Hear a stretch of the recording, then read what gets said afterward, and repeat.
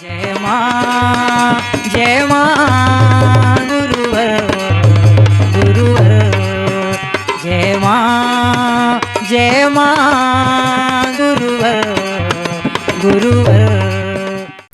जिस दिन तुम अपनी पात्रता का आंकलन करके धर्म और धैर्य को धारण कर लोगे, फिर तुम्हारा पतन कभी भी नहीं हो सकता। भगवान की जय। तुम्हें कोई भी ठग नहीं सकता, तुम्हें कोई भी छल नहीं सकता। तुम ठगे जाते हो, छले जाते हो इसलिए कि तुम विवेकवान कभी बनना नहीं चाहते। तुम अपने अंदर की ज्ञान की ज्योति को कभी जलाना नहीं चाहते। तुम बस केवल प्रार्थनाएं करते रहते हो, आरती करो, बंदन करो, बस प्रार्थनाएं, हमें ये मिल जाए, हमें ये मिल जाए, हमारा ये दुख दूर हो जाए। केवल इतने तक तुमने अपने आप को सीमित कर दिए हो। और जिस दिन तुम्हारी यह भूख जागृत हो जाए कि भौतिक जगत का कुछ मुझे प्राप्त हो या ना हो, मैं जिस भी धार्मिक स्थान पर जाऊं, जिस भी धर्मगुरु से जुड़ूं, जहां भी जाऊं, मुझे बस भक्ति ज्ञान और आत्मशक्ति मिल जाए। जिस दिन तुम तीन बातों में अपने आप को केंद्रित कर दोगे कि मुझे केवल और केवल भक्ति चाहिए, ज्ञान चाहिए और आत्मशक्ति चाहिए, तो आपके पास सब कुछ प्राप्त हो जाएगा। इस शरीर ने भी एक किसान परिवार में ग्रामीण जीवन पे जन्म लिया है, मगर बचपन से आज तक की यात्रा जो समाज के बीच रही है, मैंने कभी भी धनवान नहीं बनना चाहा। प्रारंभ से ही परम सत्ता की आराधना का पथ था। कभी कोई कामना नहीं रही। हां, कामना हर पल रही है, और वह कामना रही है भक्ति ज्ञान और आत्मशक्ति की प्राप्ति, कि उस परम सत्ता की जो नजदीकता प्राप्त है, उस परम सत्ता की जो कृपा प्राप्त है, वहां पर कोई जो कड़ी जुड़ी हुई है, उस कड़ी पर कभी जंग न लगने पाए। सिर्फ और सिर्फ एक लालसा, अपनी जननी से रिश्ता जोड़ना तो सीखो। तुम्हारी सबसे बड़ी अज्ञानता यह है कि तुम इस बात को स्वीकार नहीं कर पाते कि तुम अजर अमर अविनाशी आत्मा को लिए हुए जीवन जी रहे हो। अनेकों धर्म ग्रंथों का अध्ययन कर लिया, सब कुछ कर लिया, मगर आज भी तुम अपने आप पर विश्वास नहीं करते। और जो अपने आप पर विश्वास नहीं करता, वो दूसरों पर कभी विश्वास कर ही नहीं सकता। इसलिए न तुम देवी देवताओं पर विश्वास करते हो, न धर्म गुरुओं पर विश्वास करते हो, इसलिए तुमको स्वयं पर विश्वास नहीं। अतः सबसे पहले स्वयं पर विश्वास करना सीखो। जिस दिन तुम स्वयं पर विश्वास कर लोगे, उस दिन तुम्हारी आत्म चेतना तुम्हें सतमार्ग पर बढ़ाना प्रारंभ कर देगी। तुम्हें वेदों का ज्ञान तुम्हारे अंदर से उपजने लगेगा। रामायण तुम्हें किस दिशा पे ले जाना चाहती है, यह ज्ञान तुम्हारे अंदर से जागृत होने लगेगा। गीता तुम्हें क्या संदेश दे रही है, इस पर तुम अमल करने लगोगे। तुम्हारी भूख बढ़ जाएगी। तुम्हें लगेगा कि हमें कंकड़ पत्थर बटोरने की अपेक्षा जो अलौकिक शक्ति है वह मेरे लिए अमूल्य है। उसकी तुलना में भौतिक जगत में कोई भी चीज तुलना करने योग्य ही नहीं है। उसके भूखे हो जाओगे, उसके प्यासे हो जाओगे, उस पर तुम्हें आनंद प्राप्त होने लगेगा, उससे तुम्हें ऊर्जा प्राप्त होने लगेगी। और जब आपके कदम सत्य पथ पर बढ़ने प्रारंभ हो जाएंगे, तो एक कर्म प्रधान सृष्टि है। सबसे पहले अपनी आत्मा की अमरता को स्वीकार करो। दूसरा, अपने पुनर्जन्म को स्वीकार करो। मूल बातों को तो दृढ़ता से अपने दिमाग में बिठा लो कि आत्मा अजर अमर अविनाशी है, पुनर्जन्म की परंपरा बराबर चल रही है और चलती रहेगी। हम जैसे कर्म करेंगे वैसा फल हमें जीवन में भोगना ही होगा। इतना खुला मार्ग, इतना खुला ज्ञान समाज में पड़ा हुआ है कि हमारे कर्मों का फल हम ही को प्राप्त हो जाना है। तो क्यों ना अच्छे कर्म करने प्रारंभ कर दो। यही तो रामायण कह रही है, यही तो गीता कह रही है कि सत्कर्म करो, सत्पथ पर चलो, अवगुणों से अलग हट जाओ, अनीति अन्याय अधर्म मत करो। और जब सत्य पथ पर चलने के लिए तुम्हारे कदम बढ़ने लगेंगे, तो जब इनका चक्र प्रारंभ होगा, तुम्हारे जीवन में सुख शांति समृद्धि सहज भाव से प्राप्त होती चली जाएगी। तुम स्वयं के नहीं, अनेकों लोगों का कल्याण करने का मार्ग प्रशस्त करने लगोगे। उस सत्य की ओर बढ़ना सीखो। आत्मा की अमरता को स्वीकार करो। देवी देवताओं से परम सत्ता से मांगना है तो केवल भक्ति ज्ञान और आत्मशक्ति मांगो। इन तीनों चीजों का मैंने विस्तार से चिंतन दिया है कि अगर तुम्हारे अंदर भक्ति प्राप्त हो गई अपने इष्ट के प्रति, अपनी मां के प्रति, जिस भी देवी देवता जहां पे तुम जुड़े हुए हो, तो भक्ति में तो भगवान भक्त के बसीभूत होते हैं, शक्ति भक्त के बसीभूत होती है। भक्ति का तात्पर्य है संपूर्ण समर्पण कर देना, दासत्व स्वीकार कर लेना, पूर्णत्व का समर्पण कर देना कि मुझे कुछ नहीं चाहिए, बस मुझे अपने इष्ट की भक्ति चाहिए, इष्ट का सानिध्य चाहिए, इष्ट की सेवा चाहिए, इष्ट के निर्देशों पर मुझे अपने कदम बढ़ाने का सौभाग्य प्राप्त हो। जिस दिन भक्ति की वह तड़प प्राप्त हो गई कि भक्ति में तुम कामनाएं प्राप्त करना नहीं, कुछ सेवा करना, समर्पण कर देना, वह भाव जिस दिन जागृत हो जाएगा, उसी दिन से तुम्हारा जीवन आनंद में बदलना प्रारंभ हो जाएगा। और जिस दिन तुमने ज्ञान की एक भी ज्योति जगा ली, ज्ञान प्राप्त करने की भूख तुम्हारे अंदर पैदा हो गई कि ज्ञान ही सब कुछ है, ज्ञान से ही अंधकार दूर हो सकता है। आपके अंतःकरण का अंधकार यह लाइट, प्रकाश और सूर्य की किरण नहीं दूर कर सकती। आपके अंतःकरण को जब तक आपको सत्य का ज्ञान नहीं प्राप्त होगा, तब तक आपके अंतःकरण का अंधकार नहीं मिट सकता। और अंतःकरण का अंधकार केवल चेतनावान गुरु ही मिटा सकता है। गीता पुराणों को रट डालो, मगर अगर उसमें आपने अमल नहीं किया तो अंदर की ज्योति कभी जलेगी नहीं। ये उथलापन है, बहुत उथलापन है, केवल उस पर तुम जीवन जीते रहोगे। और तीसरी चीज, आत्मशक्ति को प्राप्त करो। आत्मशक्ति एक अलौकिक शक्ति है। तुम्हारे जीवन में सब कुछ तुमसे छिन जाए, अगर तुम्हारे पास आत्मशक्ति, आत्मबल है, तो उस आत्मबल से बड़ा इस त्रिभुवन में कोई भी दूसरे बल आसपास समकक्ष भी नहीं टिकते। उस आत्मबल को समझने का प्रयास करो। भक्त ज्ञान और आत्मशक्ति के प्यासे हो जाओ, भूखे हो जाओ। और यह स्वार्थता नहीं कहलाती, यह निष्काम साधना कहलाती है। अन्य चीजों में आप जब जिस चीज की कामना करते हो तो सकाम साधना कहलाती है। और जब आप भक्ति प्राप्त करना चाहते हो, ज्ञान प्राप्त करना चाहते हो, आत्मशक्ति प्राप्त करना चाहते हो, तो यह निष्काम साधना कहलाती है। और इस निष्काम साधना में सब कुछ सार समाहित है। आज समाज इन्हीं बिंदुओं से दूर हटता जा रहा है। वो सोचता हम एक नारियल चढ़ा देंगे जाकर के, हम 100 मन का प्रसाद चढ़ा देंगे जाकर के, और हमारी कामनाओं की पूर्ति हो जाएगी। और इसी में समाज ठगा जाता है।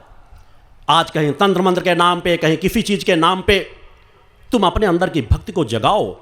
किसी दूसरे से हजारों मंत्रों का जाप कराने की अपेक्षा एक मंत्र का जाप करना सीखो। तुम मां शब्द कहना तो सीखो। मां शब्द में ही अलौकिक शक्ति सामर्थ्य छिपी है। और उसी शक्ति सामर्थ्य को लेकर के, मेरे पास अपनी कोई सामर्थ्य नहीं, उस परम सत्ता की सामर्थ्य है। इस शरीर से भी चैतन्य ज्यादा से ज्यादा सामर्थ्य, ज्यादा से ज्यादा शरीर के बलिष्ठ समाज में लाखों करोड़ों लोग हैं, मगर मां शक्ति के बल पर ही इसी समाज में, किसान परिवार में जन्म लेकर के, इसी उत्तर प्रदेश में फतेहपुर जिले के भदवा ग्राम में जन्म लेकर के, उसी किसान परिवार में जन्म लेकर के आज मैंने पूरे समाज में विश्व अध्यात्म जगत को उसी मां शक्ति की चुनौती दी है। भगवान की जय। अनेकों क्षेत्रों से यह गर्व और घमंड से नहीं, मैं बड़ा सामान्य सा जीवन जीता हूं। गर्व और घमंड मुझे स्पर्श भी नहीं कर गया। ये मेरे नजदीक रहने वाले लोग ही समझ सकते हैं। मैं जितना शांत एकांत का जीवन बचपन से उसी भाव से जीता चला आया हूं। क्योंकि मेरे पास जो भी परम सत्ता ने ज्ञान बचपन से दे रखा था, मैं उस पर ही डूबा रहना अपने आप को हर पल पसंद करता था। और धीरे धीरे करके उसका विस्तार करता हुआ परम सत्ता ने जो मार्ग दिया, उस पर बढ़ता हुआ पूरी मानवता को उसे ही हर पल लुटाता हूं, उसे हर पल बांटता हूं। किसी चीज की स्वयं की कामना, जिस दिन से उस परम सत्ता के चरणों का सानिध्य प्राप्त करने के बाद संकल्प लिया, उस दिन से एक एक पल की साधनाएं मैंने समाज कल्याण को समर्पित की हैं।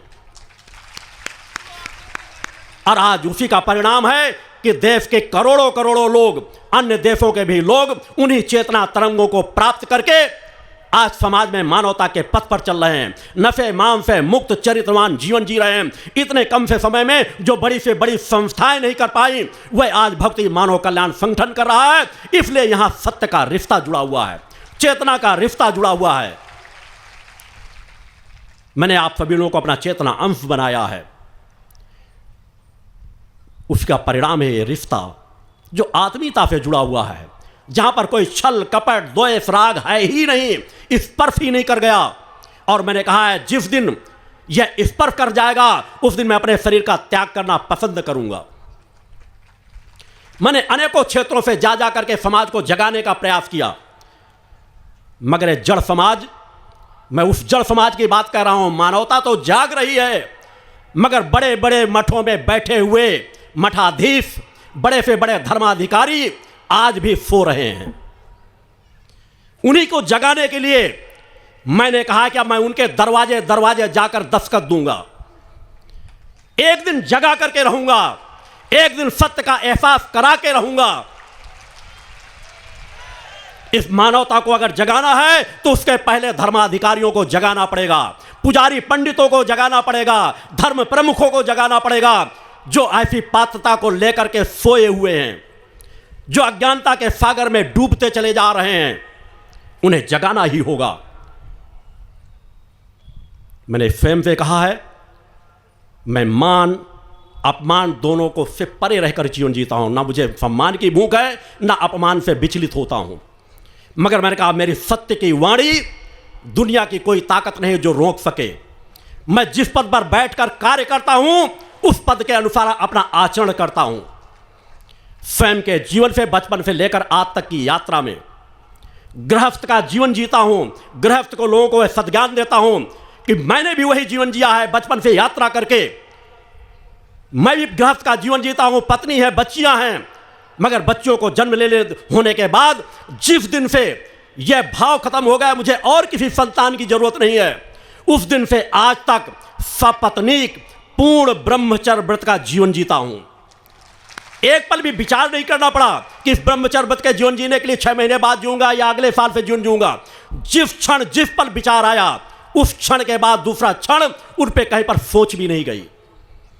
आज समय अगर आपको चरित्रवान जीवन जीने के लिए मार्गदर्शन देता हूं, उधर प्रेरित करता हूं, तो स्वयं एक गृहस्थ में रह करके पूर्ण ब्रह्मचर्य व्रत का जीवन जीता हूं।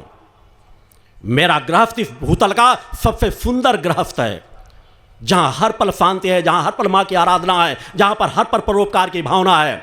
मेरी तीनों बच्चियां जिस पथ पर मैं बढ़ रहा हूं उस पथ पर वह कदम से कदम बढ़ाकर बढ़ रही हैं। कभी भी आज तक मेरी आज्ञा का उल्लंघन नहीं किया। यह वह है कि अगर बचपन से बच्चों को संस्कार दिए जाएं तो संस्कार अपने आप उसी तरह फलने फूलने लगते हैं। जैसा आप बीज बोओगे वैसा फल आपको प्राप्त होगा। आज वह यात्रा मैं भी समाज के बीच जी रहा हूं, मगर मैंने कहा मेरा संकल्प रहा है कि अनीति, अन्याय, अधर्म का जीवन जीने के बदले इस जीवन को नष्ट कर देना श्रेष्ठ होगा। भूखों मर जाना श्रेष्ठ है, मगर अनीति, अन्याय, अधर्म से कमाए हुए धन का 1 रुपया अपने शरीर पे लगाना सबसे बड़ा अधर्म होगा।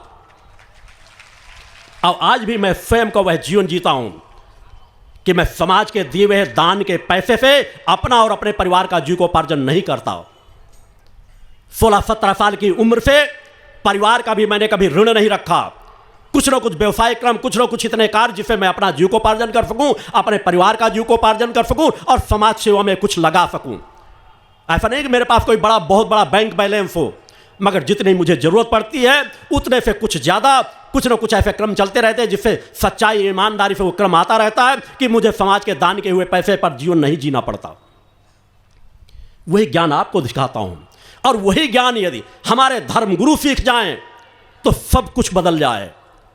वह लोभ प्रवृत्ति से थोड़ा ऊपर उठ जाएं, त्यागी बने, बैरागी बने, योगी बने। सौभाग्य से ऐसे पदों पर बैठने का सौभाग्य प्राप्त होता है। और जो जिस पद पर बैठकर उस पद की गरिमा को बरकरार न रख सके, उस पद की गरिमा के अनुसार कार्य न कर सके, तो उसे बड़ा दुर्भाग्यशाली और कोई नहीं होता।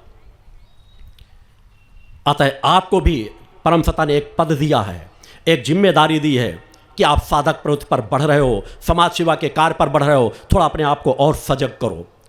सर्वप्रथम की पाठशाला होती है माता पिता बच्चों की।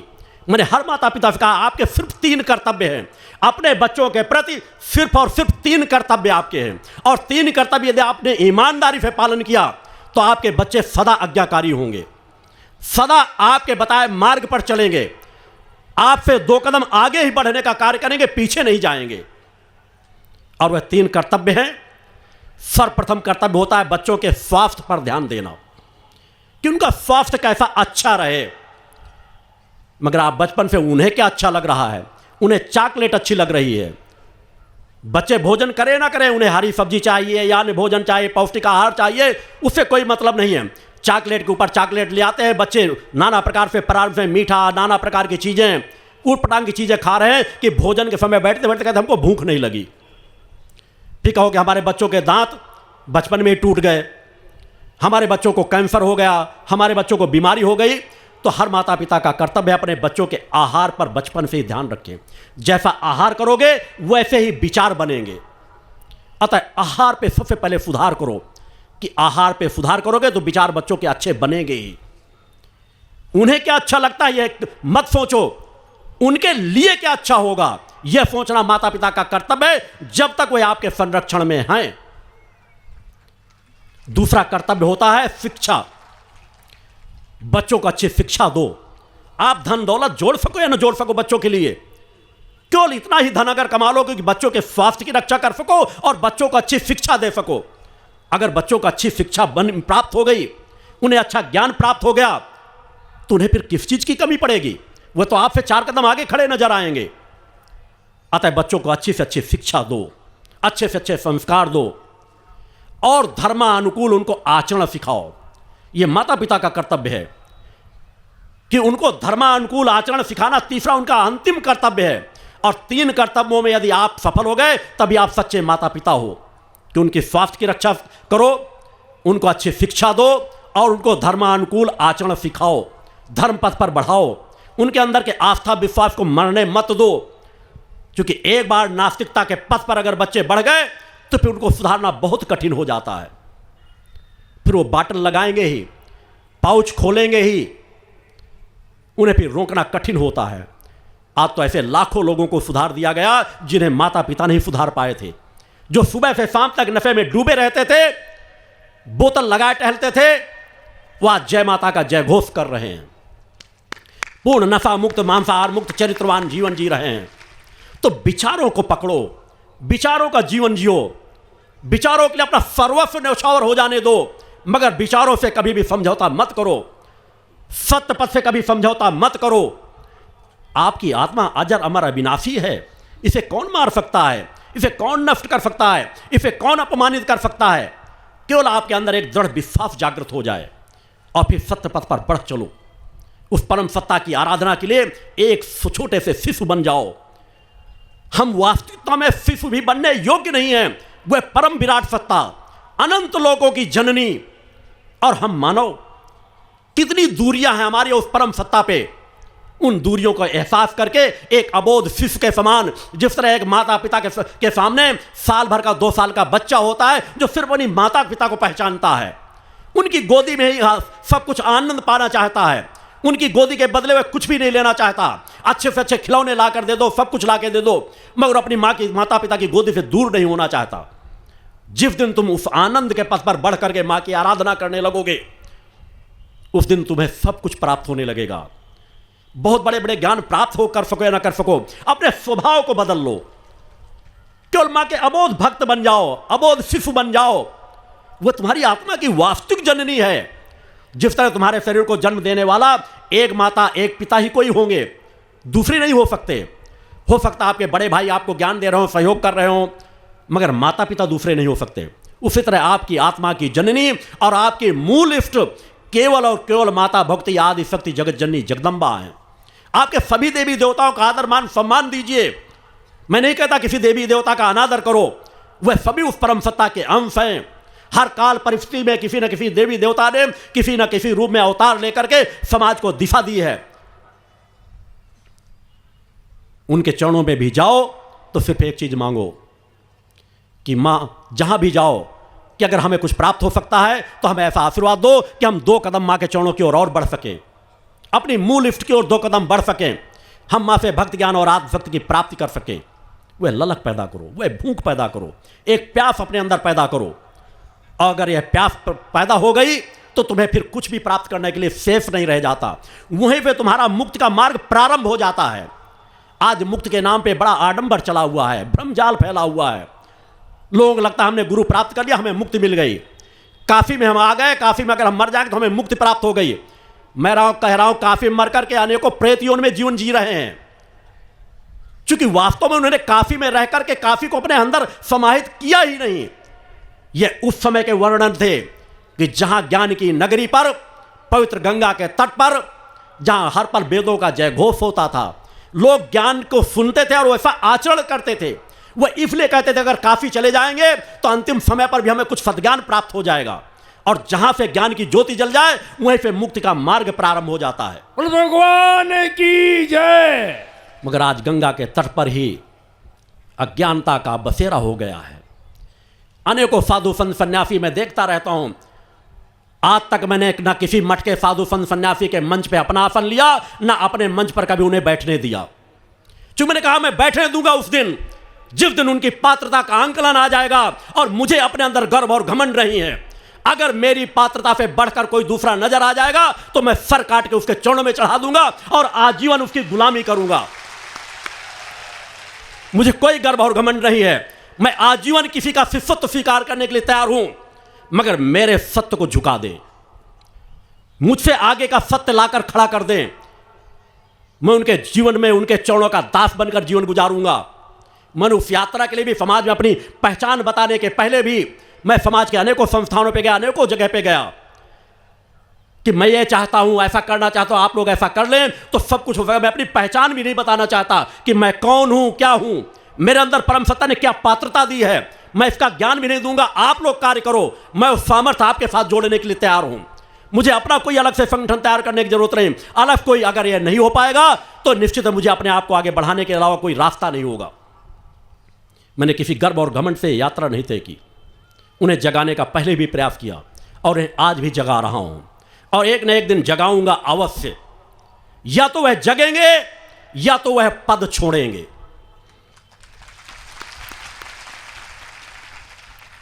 राजसत्ताओं के पद तो जनता के वोट से छूट जाते हैं और उनके पद उनके कुकर में ही छुड़वा देंगे।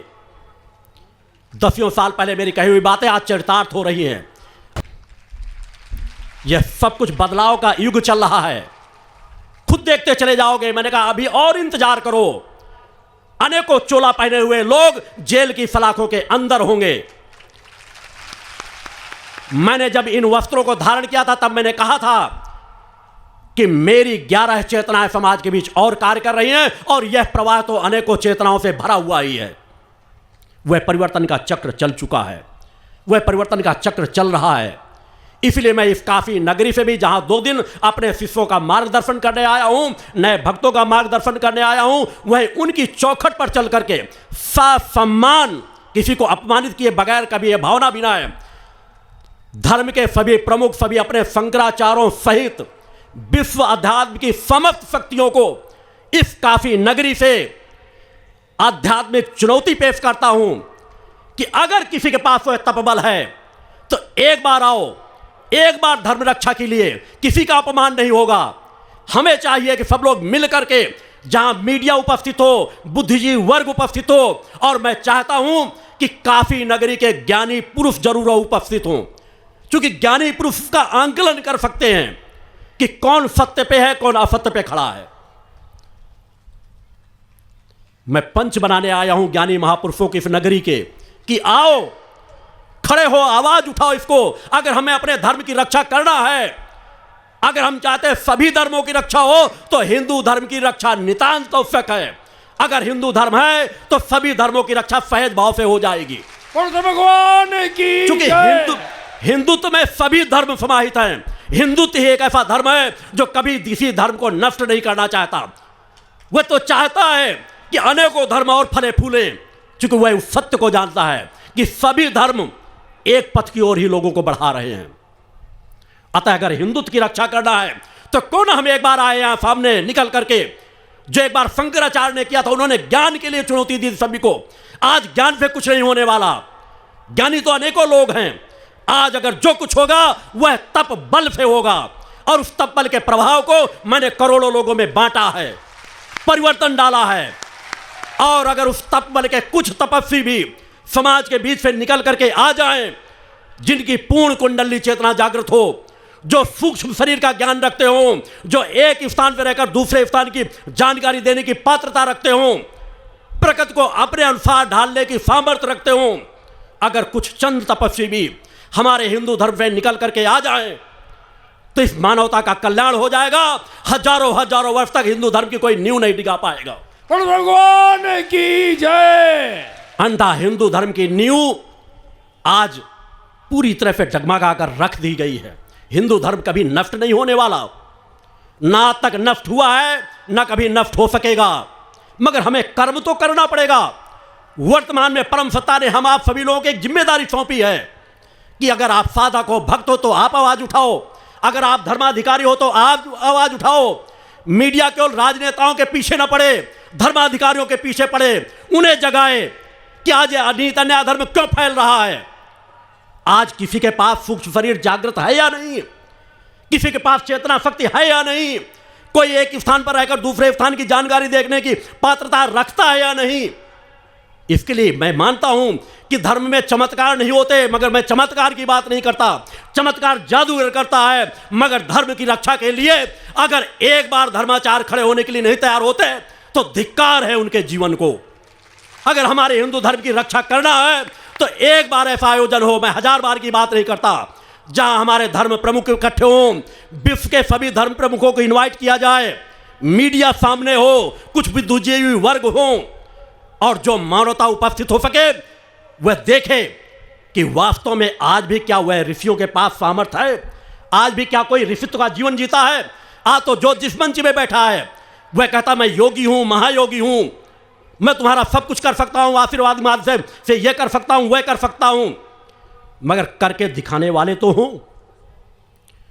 वह झूठ बोल रहे हैं या सत्य बोल रहे हैं कि वह ब्रह्मचर्य व्रत का पालन करते हैं या नहीं करते। उनके अंदर जो शक्ति है, जो बता रहे हैं, वो बोलने की क्षमता है या नहीं, इसका परीक्षण तो विज्ञान भी कर सकता है। मस्तिष्क का परीक्षण करने के विज्ञान के पास सामर्थ्य है। आध्यात्मिक परीक्षण करने के लिए कुछ ऐसे आयोजन होना चाहिए कि वास्तव में कोई अपने हाथों के स्पर्श के माध्यम से किसी की असाध्य से असाध्य बीमारी को दूर करने की सामर्थ्य रखता है या नहीं। पहले तो सब कुछ था ऋषियों में, क्या आज किसी के पास पर काया प्रवेश करने की सामर्थ्य है या नहीं। आज किसी को डॉक्टर अगर ये कह दे कि इसे घर ले जाओ, ये मर जाएगा, जिंदा नहीं बचेगा, उसे जीवन दान देने की सामर्थ्य है या नहीं, इसका परीक्षण होना चाहिए। भगवान की जय। और मैं स्वयं परीक्षण करने के लिए, अपने शरीर को उपस्थित करने के लिए जहां आयोजन, या तो वह तैयार हो जाए, मैं अपने खर्च से पूरा आयोजन कर दूंगा, या वह कहीं आयोजन करे, मैं वहां उपस्थित होने के लिए तैयार हूं। एक बार आयोजन हो। आज भी वह ऋषित्व है, आज भी वह सत्य है। आवश्यकता हम तपस्वी बने, आवश्यकता है उस परम सत्ता को हम अपने हृदय में धारण करें। अगर हम ऐसा एक आयोजन करने में सफल हो गए तो हमारी यह धर्म की नगरी काशी पूरे विश्व में एक अलौकिक छटा बिखेर देगी, अलौकिक ज्ञान का प्रकाश बिखेर देगी कि आज हमारी काशी नगरी में इतना बड़ा आयोजन हुआ। अगर एक आयोजन मैं चाहता हूं काशी नगरी में ही हो जाए, जहां पर इतना बड़ा परीक्षण हो, दुनिया देखे कि सत्य की नगरी पे आज भी तपस्वियों ने अपना परचम फहराया है। आज भी हिंदू धर्म में वह क्षमता है हमारी ऋषियों मुनियों में कि वह अपने वाक शक्ति के बल पर कुछ भी कर पाने में सामर्थ्य रखते हैं। बड़ी से बड़ी चट्टान को अपने नेत्रों के प्रकाश से चकनाचूर कर सकते हैं। भगवान की जय। वह सामर्थ्य होती है एक तपस्वी में, एक बैरागी में है सामर्थ्य। अगर किसी के पास नहीं है तो वह सामर्थ्य मैं उपस्थित करके दिखाऊंगा। मगर कम से कम एक आयोजन तो हो, एक आयोजन की व्यवस्था तो करो। या देवी सर्वभूतेषु शक्ति रूपेण संस्थिता, नमस्तस्यै नमस्तस्यै नमस्तस्यै नमो नमः। पंच ज्योति शक्ति तीर्थ सिद्धाश्रम, मां की कृपा और गुरुदेव की अमृतवाणी का पावन संगम। एक ऐसी पवित्र भूमि जहां मां भगवती की ज्योति हर दिल को रोशन करती है, जहां परमहंस योगीराज श्री शक्तिपुत्र जी महाराज के चरणों में बैठकर हर मन की पुकार सुनी जाती है। पंच ज्योति शक्ति तीर्थ सिद्धाश्रम, जहां हर कदम पर साधना, हर सांस में भक्ति और हर पल में जन कल्याण की सुगंध बिखरती है। आओ इस अलौकिक यात्रा में शामिल हो और देखो कैसे एक आश्रम ने करोड़ों जीवन को बदला। युगवंदनीय धर्म सम्राट, युग चेतना पुरुष सद्गुरुदेव परमहंस योगीराज श्री शक्तिपुत्र जी महाराज के पावन चरणों में कोटि कोटि नमन, वंदन और प्रणाम। उनकी कृपा से एक ऐसी पवित्र स्थली का सृजन हुआ जो तप, योग, ध्यान और साधना का स्वर्णिम केंद्र है। यह है मध्य प्रदेश के शहडोल जिले की ब्योहारी तहसील में बसा पंच ज्योति शक्ति तीर्थ, सिद्धाश्रम, जिसकी नींव परम पूज्य गुरुवर्श्री ने 23 जनवरी 1997 को रखी।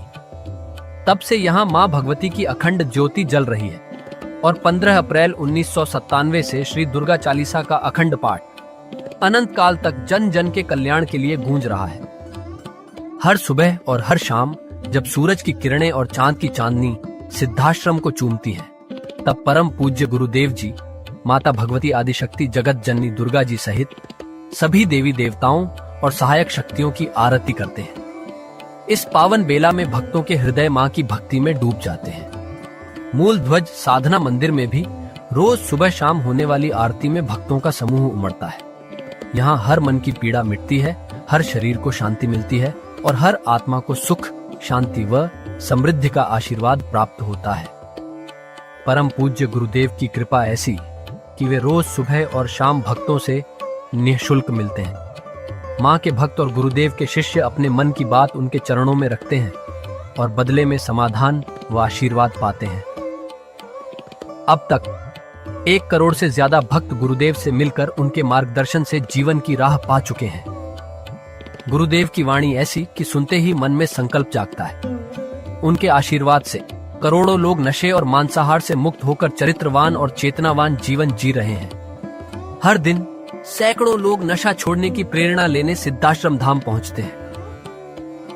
पूज्य गुरुदेव के 20 लाख से अधिक दीक्षा प्राप्त शिष्य आज के अधर्म और अन्याय के दौर में भी मां की ज्योति से अपने घरों को आलोकित करते हैं। वे साधनात्मक जीवन जीते हुए आत्म कल्याण और जन कल्याण के पथ पर चल रहे हैं। क्या यह चमत्कार नहीं? सिद्धाश्रम धाम में पिछले 28 वर्षों से मां अन्नपूर्णा भंडारा चल रहा है, जहां सुबह शाम हजारों भक्तों को स्वादिष्ट और पवित्र भोजन मिलता है। और सुनो, यहाँ ठहरने की व्यवस्था भी पूरी तरह निःशुल्क है। क्या ऐसी जगह कहीं और मिलेगी जहां हर सुविधा मां की कृपा से मुफ्त हो? सिद्धाश्रम धाम की पावन सरिता के तट पर बनी त्रिशक्ति गौशाला देखकर भक्तों का मन आनंद से भर जाता है। हर महीने शुक्ल पक्ष की अष्टमी को गौ सेवा समर्पण दिवस मनाया जाता है, जब परम पूज्य गुरुदेव और पूजनीय शक्तिमयी माता जी अपने हाथों से गायों को रोटी खिलाते हैं। यह दृश्य देखकर हर भक्त का हृदय गदगद हो उठता है। गौशाला के पास ही स्वामी श्री राम प्रसाद आश्रम जी महाराज की समाधि मन को शांति देती है और पास ही दानवीर गुफा स्थल हर किसी को असीम शांति का अनुभव कराता है।